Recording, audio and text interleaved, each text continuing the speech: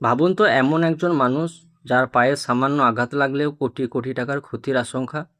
তাই সেই পায়ের জন্যই করা হয়েছে বিশেষ বীমা।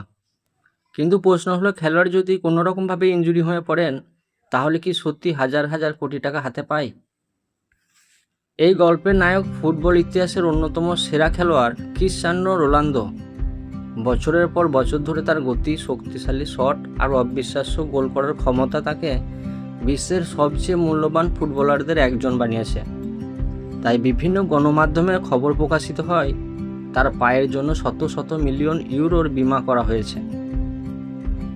শুনতে অবিশ্বাস্য লাগলেও এর উদ্দেশ্য রোনালদোকে হঠাৎ ধনী বানানো নয়। আসল কারণ হলো, যদি কোনো গুরুতর ইনজুরির কারণে তিনি দীর্ঘ সময় খেলতে না পারেন বা তার ক্যারিয়ার বড়ভাবে ক্ষতিগ্রস্ত হয়, তাহলে সেই আর্থিক ক্ষতির একটি অংশ বীমা কোম্পানি নির্দিষ্ট শর্ত অনুযায়ী বহন করতে পারে। অর্থাৎ পায়ে ছোটোখাটো চোট লাগলে তিনি বিশাল অঙ্কে টাকা পেয়ে যাবেন, এমন ধারণা সম্পূর্ণ ভুল। তাহলে রোনালদোর পায়ের দাম কি সত্যি হাজার হাজার কোটি টাকা? উত্তর হলো, এটা তার পায়ের মূল্য নয়, বরং তার ক্যারিয়ার ও পারফরমেন্সের সঙ্গে জড়িত সম্ভাব্য আর্থিক ঝুঁকির জন্য করা বিশেষ বীমার মূল্য।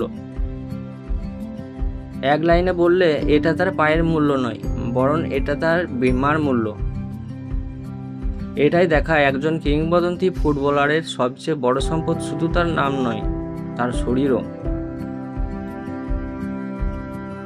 এমন আরও অবাক করা অজানা তথ্য জানতে ভিডিও লাইক করুন আর কমেন্টে লিখুন এই পরের বারের ভিডিওটা কাকে নিয়ে বানাবো, নেইমার নাকি মেসি।